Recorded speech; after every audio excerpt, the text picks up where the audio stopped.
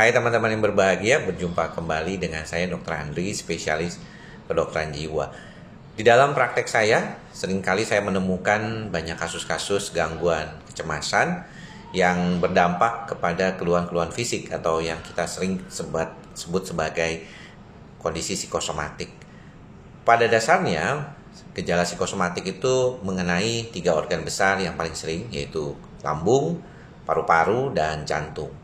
Namun di dalam prakteknya memang gejala lambung ini yang paling dominan, sering muncul. Banyak dari kondisi ini membuat si pasien datang ke dokter lambung.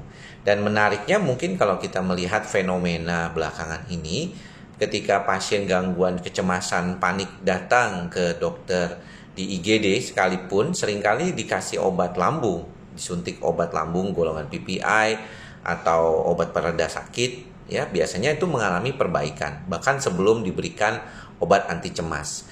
Nah, di kondisi seperti inilah si pasien akan berpikir bahwa memang dia mengalami gangguan lambung gitu ya. Padahal sebenarnya penyebabnya dia adalah gangguan kecemasan. Sebaliknya pada beberapa kasus kita lihat di dalam praktek umum ya, di dokter umum, maka kita juga sering mendapatkan kasus-kasus dispepsia fungsional di mana keluhan-keluhan gejala lambung itu seringkali tidak didasari oleh adanya kelainan organ atau adanya infeksi dari Helicobacter pylori. Ketika kondisi ini terjadi dalam kondisi yang cukup lama, maka biasanya bisa menimbulkan kecemasan juga kepada si pasien itu.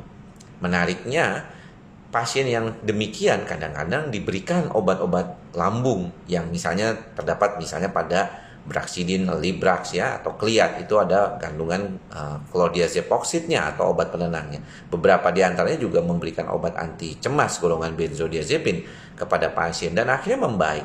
Namun kondisi penggunaan obat benzodiazepin saja pada kondisi lambung yang bergejala fisik cemas juga terkait dengan kondisi psikosomatiknya tidak selalu mendapatkan hasil yang baik kalau tidak disertai dengan penggunaan obat antidepresan untuk membantu gejala gangguan kecemasannya dalam jangka panjang.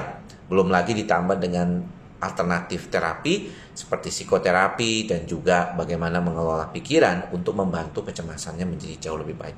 Sehingga penanganan yang komprehensif atau menyeluruh adalah sesuatu yang paling penting, bukan cuma mengobati gejala fisiknya saja. Mudah-mudahan apa yang saya sampaikan ini bermanfaat dan semoga kita bisa menjadi jauh lebih sehat lagi ke depannya. Salam sehat jiwa. Bye-bye.